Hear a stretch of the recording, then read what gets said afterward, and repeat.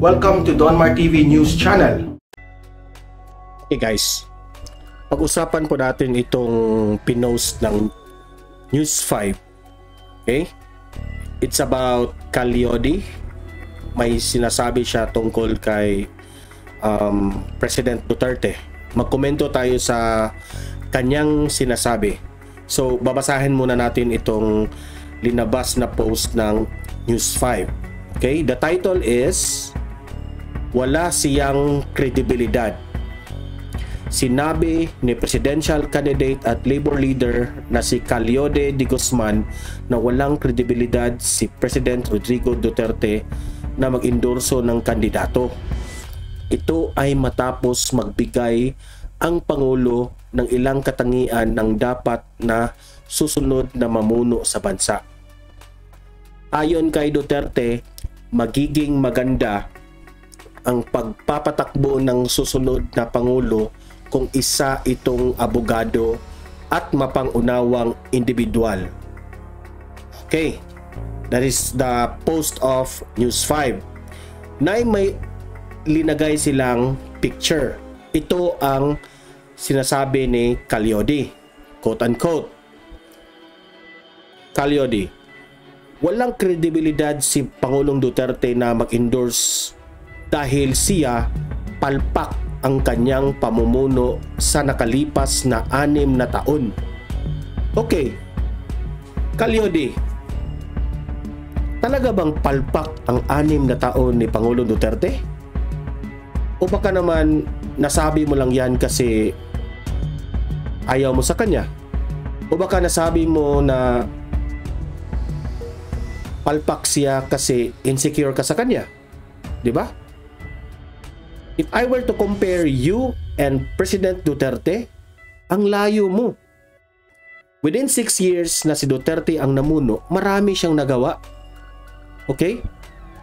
Manhid ka ba talaga na nasabi mo na palpak ang ating Pangulo within 6 years? Imposible naman yata. Di ba? O kaya, sinabi mo lang yan kasi para, o nasaktan ka lang sa sinabi ng Pangulo na ang dapat mamuno ng Pilipinas ay isang lawyer or abogado at hindi ka naman abogado, di ba? Kung nasaktan ka man, huwag mo nang sabihin na walang kredibilidad ang Pangulo. Talaga? Walang kredibilidad? Baka, in your own opinion, walang kredibilidad si Duterte. Pero sa mamamayang Pilipino na consistent at hindi bagsak ang kanyang rating during his presidency, may kredibilidad siya sa amin. Okay? So, nag-react ako sa sinabi mo, Calyodi, kasi parang wala sa hulog ang iyong mga komento dito. Okay? Again, I will read it again. Walang kredibilidad si Pangulong Duterte na mag-endorse dahil siya palpak ang kanyang pamumuno sa makalipas na 6 na taon. Wala siyang kredibilidad. Okay, I will respect your opinion, Calyodi. Okay? But if I were to choose you and Duterte, I will choose Pangulong Duterte. Kasi may exhibit siya. May nangyayari sa ating bansa. Malaking pangyayari. Hindi man siya perfect, pero marami siyang nagawa sa bansa compared to you. Okay? Ang layo mo lang sa kanya. Hindi ko nga alam na tatakbo ka pala ng presidente kung hindi ka nagpakita sa SMNI. Di ba? Hindi kita kilala. So, huwag kang magsabi na walang kredibilidad ang isang tao. Kung ikaw mismo, if you were to compare that person, ang layo mo lang, no? You know what, Calyodi? No, opinion ko lang to. Nahahambugan ako na parang hambog ka sa paningin sa akin. Sorry ha, but I'm not here to judge you, but based on what you are saying, parang nayayabangan ako. Okay? Let's continue. Si Pangulong Duterte ang pinaka-worst na naging pangulo ng ating bansa. That's what Calyode said. Now, of all the president na nag-run sa ating country, talaga bang siya ang pinaka-worst? O nasabi mo lang yan kasi insecure ka, galit ka sa kanya? Or nasasaktan ka sa mga sinasabi niyang ang karapat-dapat na mamuno na pangulo ay isang lawyer or abogado? Okay? Parang imposible yung mga sinasabi mo, Calyode. Ha? Worst talaga? Of all the president? Kasi ayokong mag-compare sa ibang mga nakaraang presidente. But let's take an example na lang para comment natin yung sinabi niya na worst president ever. Sige nga, if we were to compare Noynoy Aquino against Duterte, talaga bang sige, build. Maraming project si Noynoy Aquino na hindi natapos compared to Duterte na umaapaw yung mga nagawa niyang build. That's one. Second, ang pagpapatakbo ng mga military at kapulisan. Noynoy Aquino for me failed to run the police and the military. Yung SAP 44, anong ginagawa niya?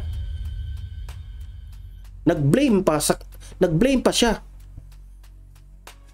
Namatay lahat yun, pero siya, anong ginawa niya? Nandun, nag-inauguration ng mga sasakyan. If you are the chief commander, hindi ka dapat ganyan. Pero si Duterte, loyal yan. Hanggat maaari, ipakita ni Duterte na kung pwede lang, kung the presidential guards will allow him, talagang sasali yan sa digmaan ni si Duterte. Diba? So, huwag mong sabihin na pinaka-worst. Sige. Let's take for example, if talagang worst si Pangulong Duterte. Sige nga, worst. Pero if you will compare to other presidents na niran, siya ang pinakamagaling. Without even telling, so anong nagawa niya na makikita naman natin, di ba? Okay? So, Calyode, wala sa hulog mga pinagsasabi mo. Okay? Okay, let's continue. Sinabi pa nga niya, katulad siya ng mga Marcos. Okay, katulad siya ng mga Marcos. So parang sinasabi mo na magaling si Duterte. Kasi yung pamumuno ni dating Ferdinand Marcos noon, magaling yun eh. Di ba? Within 20 years na si Marcos ang namuno, maraming nagawa si Marcos. Many to mention. Ayoko na lang i-mention. Diba? Halos mas magaling pa tayo sa Singapore noon. Noong namuno na si Cory Aquino, tumalbog yung Pilipinas. Oh. Diba? It's a good thing na sinabi mo na katulad siya ng mga Marcos. Now, Calyode, are you a hater of Marcos? Are you a hater of Marcoses? Kaya si Bongbong Marcos, ayaw mo rin? Diba? Let's continue. Yun ang problema, kaya wala siyang kredibilidad na mag-endorse.